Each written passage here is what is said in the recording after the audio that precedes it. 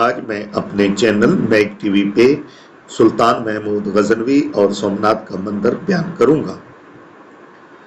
کہتے ہیں کہ جس روز محمود غزنوی اپنی فوج کے ساتھ سومنات کے سامنے پہنچا تو ہزاروں پجاری اور ہندو سومنات کی دیواروں اور فصیلوں پر چڑھ کر شور مچانے لگے۔ ہمارا دیوتا تمہیں اس لیے یہاں تک لے آیا ہے اور تم یہاں تک اس لیے زندہ سلامت پہنچ گئے ہو کہ ہمارا دیوتا تم سب کو ایک ساتھ ہلاک کرنا چاہتا ہے۔ تم نے جس طرح ہندوستان کی کئی مندروں میں ہمارے دیوتاؤں کے سر اور بازو توڑے ہیں، اسی طرح تمہارے سر اور پاؤں سومنات کے دیوتا توڑ کر رکھ دے گا۔ سلطان محمود غزنوی مسکراتا رہا۔ اس نے فوج کو پڑاؤ ڈالنے کا حکم صادر کیا۔ مجاہدوں نے تیر کمان سنبھالے اور فصیل کے محافظوں پر تیروں کی بارش شروع کر دی۔ اس حملے کی وجہ سے ہندو سپاہیوں کی ایک بڑی تعداد زخمی ہو گئی، جس کے نتیجے میں انہوں نے فصیل خالی کر دی۔ اس وقت ہندو سر جھکائے گڑ گڑا کر سومنات کے بت کے سامنے دعائیں کر رہے تھے کہ وہ ان کے دھرم کے دشمنوں کو بھسم کر دے۔ مسلمانوں نے جب فصیل خالی دیکھی تو وہ سیڑھیاں لگا کر اوپر چڑھنے لگے۔ مندر کے در و دیوار پہلی بار نعرہ تکبیر اللہ اکبر سے گونج اٹھے۔ ہندو سپاہیوں کو پھر جوش آیا اور وہ مقابلے میں آئے، اور سچی بات یہ ہے کہ شام کا اندھیرا گہرا ہونے تک وہ بڑی بے جگری سے لڑے۔ تاریکی پھیلتے ہی اس دور کے رسم کے مطابق فریقین اپنی اپنی جگہ واپس چلے گئے۔ 2 دن مزید اسی طرح لڑائی کا سلسلہ جاری رہا۔ راجوں کی بڑی جمعیت نے مسلمانوں کو آگے بڑھنے سے روک دیا۔ فیصلہ کن انداز اب بھی جنگ میں پیدا نہ ہوا تھا۔ سومنات کے مارکے میں چوتھے دن ہندو خود باہر نکلے اور انہوں نے محمود غزنوی کی فوج پر زبردست حملہ کیا۔ اگر سلطان محمود میدان جنگ کا مرد اور صاحب فراست جرنیل نہ ہوتا تو یقیناً مسلمانوں کو شکست ہو جاتی، لیکن سلطان محمود غزنوی عین وقت پر ایسے اقدامات کرتا اور احکام جاری کرتا کہ صورتحال مکمل طور پر بے قابو نہ ہو سکی۔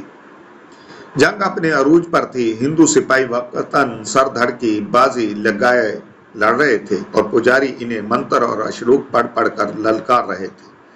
کہتے ہیں کہ اس مارکے میں ایک لمحہ ایسا بھی آیا جب محمود غزنوی نے اپنے مجاہدوں کے قدم اکھڑتے دیکھے۔ محمود غزنوی فوراً تنہائی میں چلا گیا۔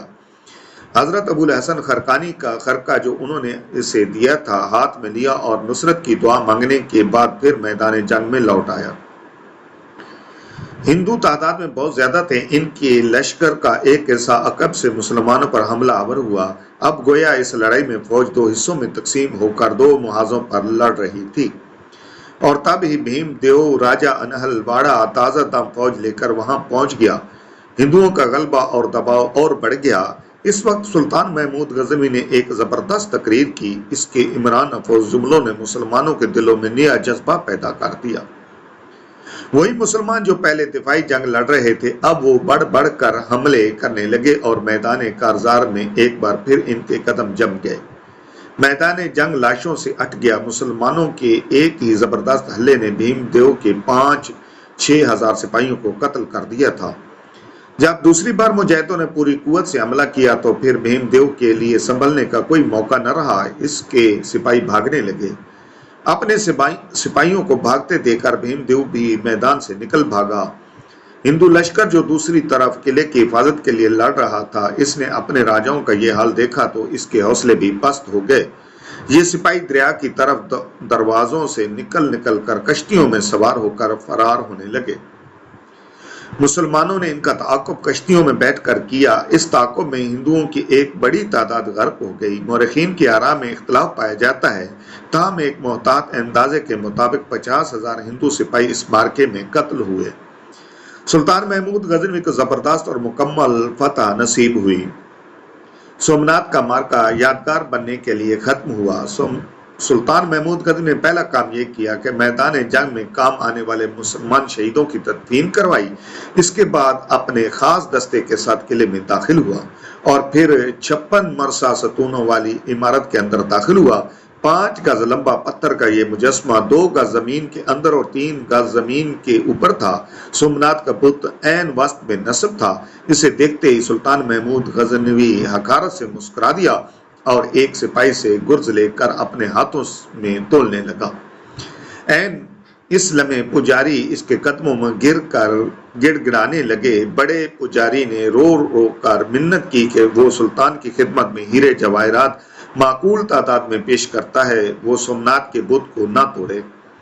महमूद गजनवी ने इसकी तरफ देखा और पूरे जलाल से बोला, मैं तारीख में बुत फरोश नहीं बल्कि बुत शिकन की हैसियत से जिंदा रहना चाहता हूँ। ये कहकर एक भरपूर ज़रब भारी गुर्ज से सोमनाथ की बुत पर लगाई। सोमनाथ का बुत इसके कदमों में मुंह के बल जमीन पर आ रहा है। बाज़ मौरखीन बताते हैं कि यह बुत सोने का बना हुआ था जिसके अंदर हीरे जवाहरात ठोंसे गए थे। सोमनाथ का मार्का ऐसा मार्का है जिसकी वजह से महमूद गजनवी को हिंदू कभी माफ ना कर सके। हिंदू और मुतासिब अंग्रेज मौरखों ने इस पर कीचड़ उछालने में कोई कसर उठा न रखी।